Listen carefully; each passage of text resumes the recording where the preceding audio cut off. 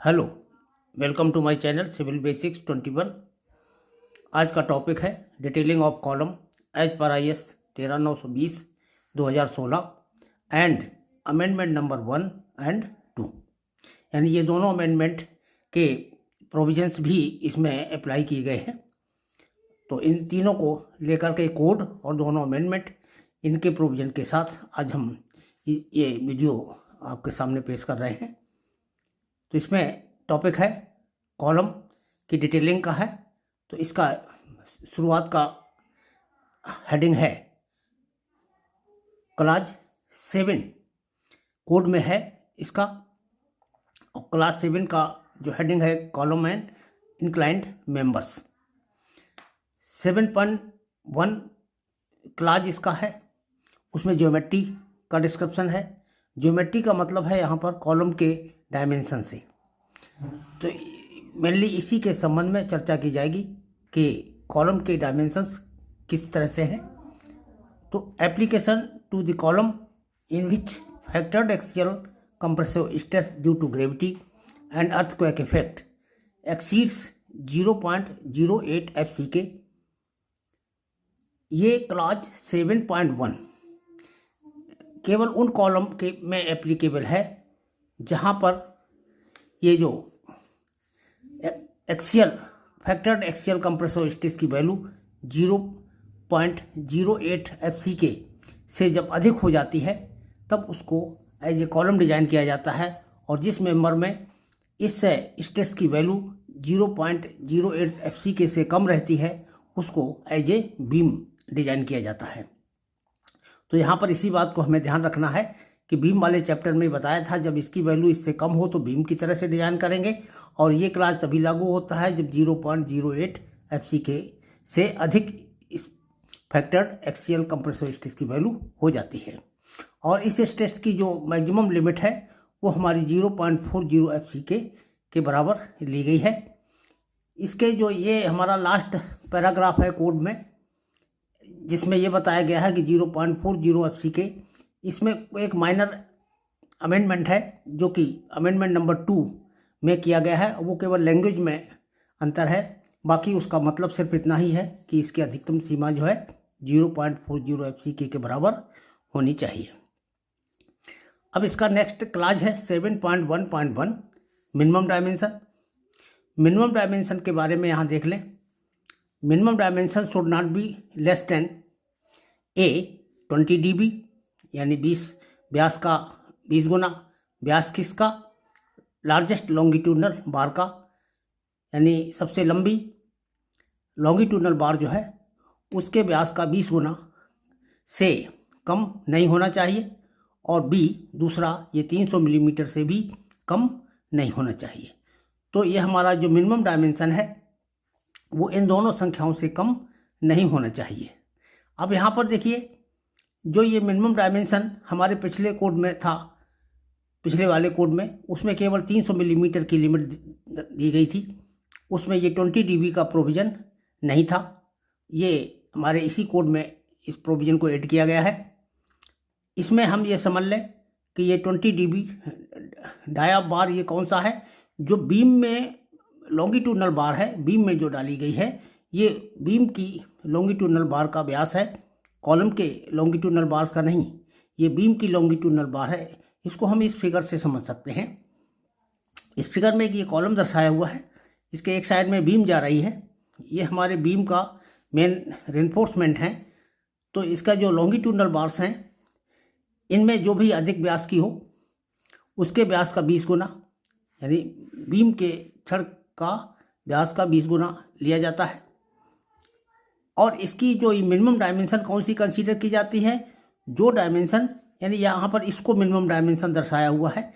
इसका मतलब ये हुआ कि जिस बीम के पैरेलल जो हमारी डायमेंशन है कॉलम की, ये वही डायमेंशन कंसीडर की जाएगी, यानी इस डायमेंशन की वैल्यू जो कि बीम के पैरेलल आ रही है।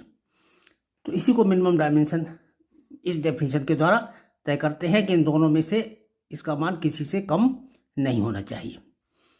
7.12 क्लास जो है नेक्स्ट, इसमें क्रॉस सेक्शन एस्पेक्ट रेशियो की चर्चा की गई है। क्रॉस सेक्शन एस्पेक्ट रेशियो पहले समझ लें होता क्या है।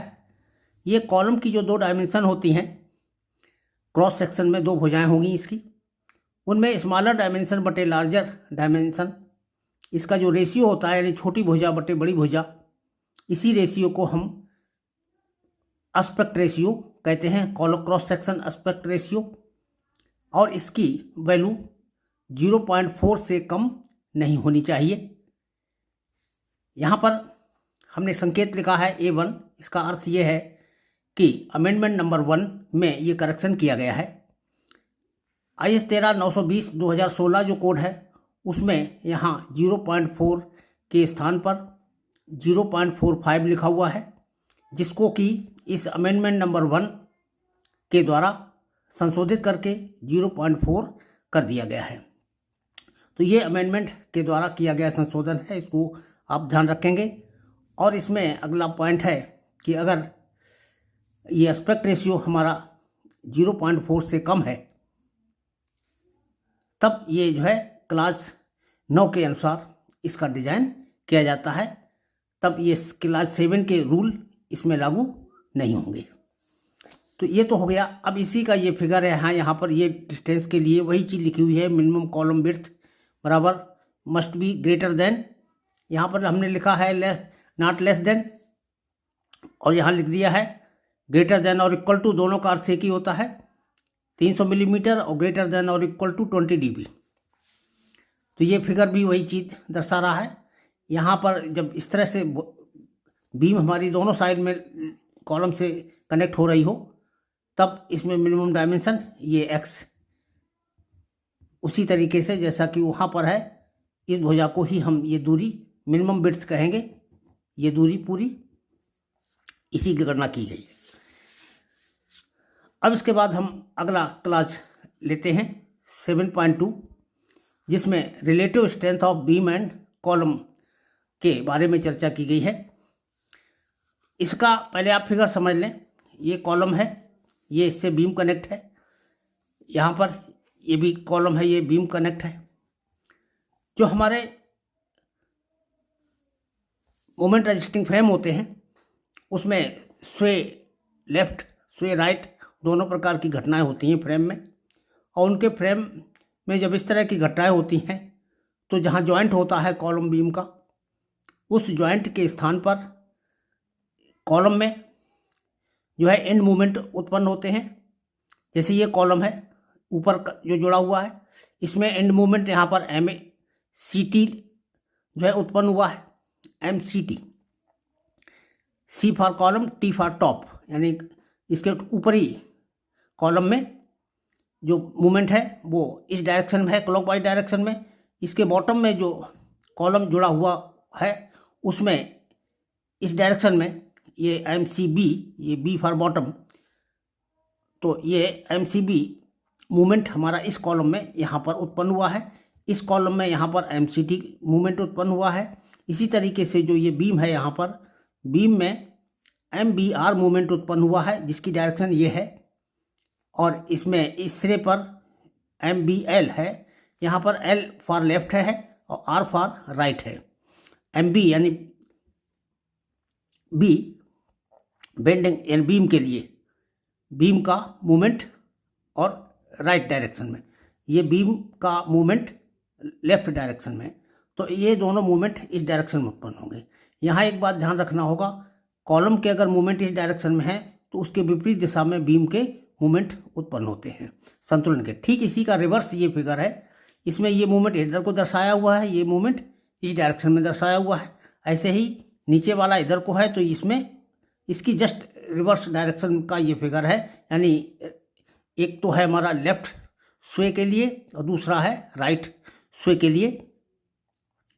तो इस स्थिति में कोड ने यहाँ पर क्या कहा है, यानी यहाँ पर हम इसको स्ट्रॉन्ग कॉलम और वीक बीम थ्योरी भी कह सकते हैं।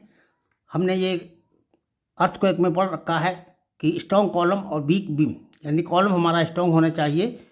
तो इसी चीज़ को कोड में किस तरीके से परिभाषित किया गया है, रूल यहाँ पर देख लें इन मूवमेंट्स के बारे में। Sigma MC must be greater than और equal to 1.4 sigma M B. अब इसमें एम सी और सिग्मा एम बी क्या है, where sigma M B is equal to M B L plus M B R. यानी यहाँ देख लीजिए एम बी एल यानी ये मूवमेंट प्लस ये मूवमेंट, यानी ये दोनों मूवमेंट आपस में जोड़ दिए जाएंगे, तो इनका जोड़ ही हमारा सिग्मा एम बी है। और इसी तरह से सिग्मा एम सी, ये कॉलम के जो दोनों मूवमेंट हैं यानी टॉप कॉलम का और बॉटम कॉलम का, यहाँ पर जो मूवमेंट है और जो यहाँ पर मूवमेंट है, ये दोनों मूवमेंट जोड़ दिए जाएंगे, तो इसको लिखा जाएगा सिग्मा एम सी बराबर M C T plus M C B. तो इस तरह से एम सी बी और सिग्मा एम बी और सिग्मा एम सी के मान हैं। तो यहाँ पर यही कहा गया है कि सिग्मा एम सी का मान जो है सिग्मा एम बी के मान के 1.4 गुने से अधिक या बराबर होना चाहिए। यही रूल दोनों डायरेक्शन में एप्लीकेबल होता है। अब एक दूसरा केस यहाँ पर है कि जब बीम केवल एक साइड में जुड़ी हो कॉलम के, यानी इंड कॉलम है, जैसे केवल एक ही तरफ बीम, तब यहाँ पर क्या होगा, कॉलम में तो हमारे ऊपर का कॉलम है, नीचे का कॉलम है, दोनों मूवमेंट होंगे एम सी टी और यहाँ पर एम सी बी होगा। बीम चूँकि एक ही तरफ है इसलिए इसके मूवमेंट को केवल एम बी से रिप्रेजेंट करेंगे। इसमें सिग्मा करने की आवश्यकता नहीं है क्योंकि बीम केवल एक ही डायरेक्शन में है।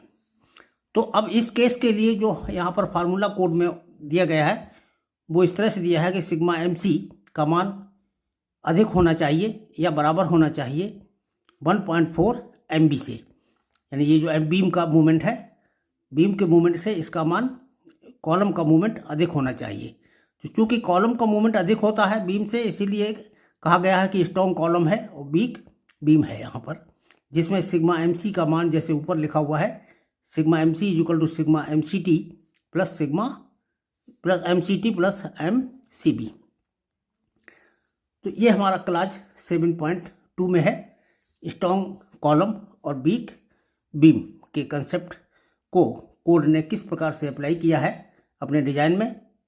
वो ये चेक लगाया जाता है क्या ये मोमेंट हमारे इससे ज़्यादा है कि नहीं है। Class 7.2 is not applicable to the flat slab. अगर फ्लैट स्लैब का डिजाइन किया गया है तो उस केस में ये 7.2 जो क्लास है ये एप्लीकेबल नहीं होता। अब आइए नेक्स्ट क्लास में 7.3 में लॉन्गिट्यूडनल रेनफोर्समेंट, अनुदैर्घ्य प्रबलन। तो लॉन्गिट्यूडनल रेनफोर्समेंट में पहला इसका पार्ट है 7.31 जिसमें कहा गया है minimum 6 bar should be in circular column, यानी सर्कुलर कॉलम में कम से कम 6 छड़ों का प्रयोग किया जाना चाहिए। कोड ने यहाँ पर केवल नंबर ऑफ बार्स को दर्शाया है। कोड ने जब मिनिमम शब्द लगाया जा रहा है तो उनको इस छड़ का व्यास भी देना चाहिए। तो आईआईटी की वेबसाइट में एक सजेस्टिव नोट है, उनका जो एक्सप्लेनेशन है इसी कोड का कमेंट्री, कोड कमेंट्री जो है उसमें स्पष्ट रूप से ये संकेत दिया गया है कि 6 छड़ें जो हैं 12 मिलीमीटर व्यास से कम की नहीं होनी चाहिए। तो ये हम अलग से याद रख सकते हैं कि जब कभी भी ऐसी स्थिति आती है कि कॉलम में जो 6 छड़ें कम से कम रखनी है, तो ऐसा नहीं कि वो हम 10 मिलीमीटर व्यास की 6 छड़ें डाल दें या 8 मिलीमीटर व्यास की 6 छड़ें डाल दें तो वो पर्याप्त हो जाएंगी। तो वो मिनिमम नहीं है, मिनिमम हमारा 12 मिलीमीटर व्यास की 6 छड़ें से कम नहीं रखना चाहिए। यद्यपि कोड में ऐसा कोई उल्लेख नहीं है, कोड में केवल इतना ही कहा गया है कि केवल 6 छड़ें कम से कम सर्कुलर कॉलम में प्रयोग की जानी चाहिए। नेक्स्ट क्लास है 7.32 जिसमें कहा गया है कि स्प्लाइसिंग ऑफ लॉन्गिट्यूडनल बार्स, यानी लॉन्गिट्यूडनल बार्स की जब लंबाई कम हो जाती है तो एक दूसरे के ऊपर चढ़ाव दे करके उनकी लंबाई को बढ़ा लिया जाता है, इसी को स्प्लाइसिंग बोलते हैं। तो स्प्लाइसिंग ऑफ लॉन्गिट्यूडनल बार्स, इसमें हमारा इसी का नेक्स्ट है 7.321 है सब हेडिंग लैप स्प्लाइसिस। अब इसमें पहले लैप स्प्लाइस के बारे में कहा गया है जो ओवरलैप देकर दी जाती हैं। Provide close links at overlap, यानी ओवरलैप जहाँ पर हो वहाँ पर क्लोज लिंक यानी क्लोज स्पेसिंग प्रोवाइड करिए, किसमें, लिंक की, अर्थात कॉलम में जो लिंक डाले जाएंगे वो नज़दीक नज़दीक डाले जाएंगे, उसी को क्लोज लिंक कहा गया है यहाँ पर। अब उसके क्लोज लिंक के डिटेल यहाँ पर दिए हैं। ए, पहला ए में है स्पेसिंग ऑफ क्लोज लिंक कितना होना चाहिए, 100 mm से अधिक नहीं होना चाहिए। तो ये तो लिंक के क्लोज स्पेसिंग के बारे में हो गया कि स्पेसिंग ऑफ क्लोज लिंक कितना होना चाहिए, 100 mm से अधिक नहीं होना चाहिए, यानी इससे कम ही रखा जाएगा। दूसरा, लैप लेंथ कितनी होती है, यानी ओवरलैप कितना दिया जाएगा। तो lap length should not be less than LDT, development length in tension. LDT जो है यहाँ पर सिंबल है डेवलपमेंट लेंथ इन टेंशन के लिए, तो इससे ये कम नहीं होनी चाहिए, जिसमें LDT की वैल्यू लार्जेस्ट लॉन्गिट्यूडनल बार का डाया का प्रयोग करके गणना हम करेंगे। इसके सी पॉइंट में है lap splices shall be provided at the central half of clear height. इसका मतलब हम इस फिगर के द्वारा समझा दें।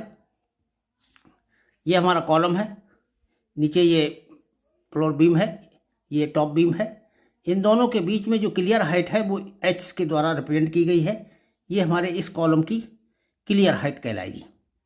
तो जब ये क्लियर हाइट है तो क्लियर हाइट में ये कहा गया है कि इसके मिडिल हाफ में, यानी बीच का जो H/2 भाग है कॉलम का, केवल स्प्लाइस इसी भाग में दिए जाने चाहिए।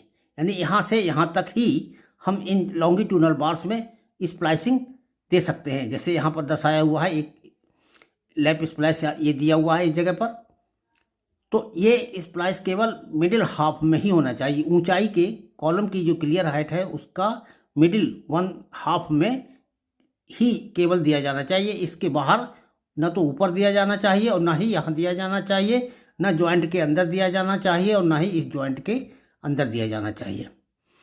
तो ये है एक्चुअली इस क्लास का रूल।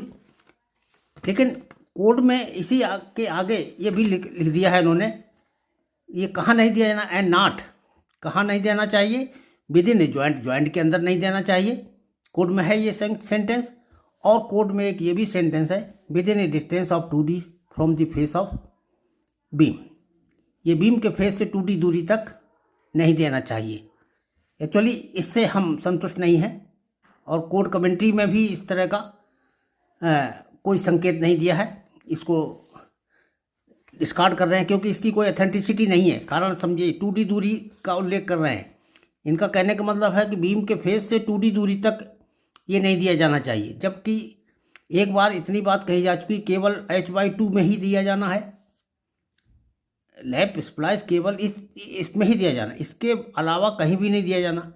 तो ऊपर का H/2 बचा, सॉरी H/4 बचा, नीचे का H/4 बचा, चौथाई हाइट, ये चौथाई हाइट तो इसमें नहीं दिया जाएगा, इसमें भी नहीं दिया जाएगा और जॉइंट में नहीं दिया। तो जॉइंट वाला तो ठीक है कि जॉइंट में नहीं दिया जाएगा, लेकिन 2D तो केवल वो तो 2D बीम के लिए होता है, 2D कॉलम के लिए नहीं होता। इसलिए ये मेरा भी अनुमान है कि ये नहीं होना चाहिए और इसका कोई उपयोगिता भी नहीं है। हमें केवल इतना ही याद रखना है कि मिडिल में ही केवल दिया जाना चाहिए लैप। इसका डी पॉइंट है कि किसी भी एक सेक्शन पर आधे से ज़्यादा छड़ों में यानी 50% बार से ज़्यादा छड़ों को में स्प्लाइसिंग नहीं करनी चाहिए। ये बीम में भी इसी तरह का रूल है कि किसी भी एक सेक्शन पर आधे से अधिक छड़ों में स्प्लाइसिंग नहीं करनी चाहिए। अगला पॉइंट है E, lap splices shall not be used for bars more than 32 mm diameter, यानी 32 मिलीमीटर व्यास से अधिक मोटी छड़ों में लैप नहीं देना चाहिए। और उस केस में क्या है कि mechanical splicing shall be adopted, यानी उस काम के लिए मैकेनिकल एंकर का हम प्रयोग करके, मैकेनिकल कपलर का प्रयोग करके हम इसकी स्प्लाइसिंग या इसको आपस में जोड़ सकते हैं। तो ये हमारा ये क्लॉज थे। नेक्स्ट है हमारा 7.322। तो 7.322 में मैकेनिकल कपलर का ही उल्लेख किया गया है। मैकेनिकल कपलर के जो डिटेल्स हैं वो IS 16-172 में दिए गए हैं, जिसमें कहा गया है mechanical coupler as per IS 16-172 shall be used. Further, only those mechanical coupler capable of developing the specified tensile strength of bar shall be permitted. यानी जो निर्धारित तनन सामर्थ्य उत्पन्न करने की क्षमता रखते हों और इस कोड के अनुसार जिनके स्पेसिफिकेशंस हों, ऐसे कपलर का ही प्रयोग किया जाना चाहिए एट एनी सेक्शन। और इसमें भी कहा गया है कि किसी भी सेक्शन पर 50% से अधिक क्षणों में मैकेनिकल कपलर नहीं देना चाहिए। और next section of the coupler shall be at least 300 millimetre away. इसमें लास्ट में एक सेंटेंस और लिखा है कि the next section of the couplers shall be at least 300 millimetre away. इसका मतलब समझ लें, ये इस फिगर से समझ लें। ये मान लीजिए किसी कॉलम में डाली गई हमारी लॉन्गिट्यूडनल बार्स हैं। ये हमने 2 छड़ों को यहाँ दिखा रखा है। एक छड़ में एक कपलर मान लीजिए यहाँ प्रोवाइड किया गया है, तो दूसरी छड़ में जो कपलर प्रोवाइड किया जाएगा वो इससे 300 मिलीमीटर की दूरी पर प्रोवाइड किया जाएगा, जिससे कि ये अलग अलग बिंदुओं पर ये हमारे कपलर हो जाएंगे। इससे क्या होता है कि जो हमारा एग्रीगेट है, मसाला है, तो वो उसको इजी फ्लो में बड़ी आसानी होती है। जब इसकी कुटाई करते हैं, मसाला गिराते हैं एग्रीगेट और बना हुआ तैयार मसाला, सीमेंट मसाला, तो वो इसके अंदर आसानी से चला जाता है। लेकिन जब ये पास जब डाले जाते हैं तो बीम में ये बात समझाई गई थी कि अगर ये पास डाले गए हैं तो इनके बीच की स्पेसिंग कम से कम इतनी ज़रूर रखनी चाहिए कि इनके बीच से होकर के जो है सीमेंट मसाला जो है आसानी से प्रवेश कर सके। नेक्स्ट क्लास है 7.323 belted splice. Belted splice shell not be used in column. हमारे ये जो बेल्टेड स्प्लाइस के कोड की जो IIT कानपुर का जो कोड कमेंट्री है इस कोड की, उसमें ये सुझाव दिया गया है कि कॉलम में बेल्टेड स्प्लाइस का प्रयोग नहीं करना चाहिए। यद्यपि हमारा जो कोड है उसमें इसके आगे भी लिखा हुआ है कि ये कहाँ प्रयोग नहीं करना चाहिए। ये केवल कहते हैं कि जो हम यहाँ जगह बताई गई केवल वही नहीं प्रयोग करना चाहिए। वो जगह कौन सी हैं? फॉर 2D डिस्टेंस, वही ऊपर से कॉलम के फेस से 2D दूरी तक नहीं प्रयोग करना चाहिए, और उस सेक्शन पर जहाँ पर यील्डिंग की संभावना हो वहाँ नहीं करना चाहिए। जबकि इसका यहाँ पर कोई विशेष महत्व नहीं है। एक्चुअली ये मना करने के इसके कई कारण हैं, क्योंकि वेल्ड करने से इसमें ब्रिटलनेस डेवलप होती है। तो जिस जगह वेल्ड होता है उस जगह पर जो हमारा बार है और या वेल्ड का मटेरियल है ये ब्रिटल नेचर का हो जाता है। इसमें बेंडिंग आने पर इनके भंग होने की संभावना रहती है। तो इसीलिए इसको अवॉइड करने के लिए सजेस्ट किया गया है। हाँ, विशेष परिस्थिति में अगर आवश्यक हो तो ये वेल्ड किए भी जाते हैं, लेकिन वेल्ड करते समय हमें विशेष रूप से वेल्डिंग की क्वालिटी पर ध्यान देना होता है कि जो वेल्ड किया गया है वो मजबूत वेल्ड हो। तो ये हमारा, और बाकी वही है, not more than 50% bar shall be spliced at any section. यानी वेल्डिंग जो है आधे छड़ों से ज़्यादा नहीं करनी चाहिए। वेल्डिंग ऑफ लिंक, हाँ, इसमें एक पॉइंट और अलग से लिखा है कि जैसे कुछ जगह पर जो लिंक हैं हमारे कॉलम में प्रयोग किए जाने वाले, उनको लॉन्गिट्यूडनल बार के साथ वेल्ड कर देते हैं, या इस तरह की कोई भी छड़ जो वहाँ से गुजर रही है उसको हम, जैसे बीम की छड़ कोई आ रही है और उसको हम लॉन्गिट्यूडनल बार के साथ कनेक्ट कर दें, तो ये सब किसी भी कीमत पर अलाउड नहीं है। इसकी परमिशन नॉट परमिटेड। तो ये था हमारा इस कोड के बारे में अभी तक, यानी इस क्लास तक का टॉपिक मैंने यहाँ एक्सप्लेन किया है। अभी इस टॉपिक में कुछ और क्लास हैं, मैं वो क्लास अगले वीडियो में अपलोड करूँगा। उनके बारे में एक नेक्स्ट वीडियो तक आपको इंतज़ार करना होगा। तो हम ये वीडियो यहीं समाप्त करते हैं। Thank you.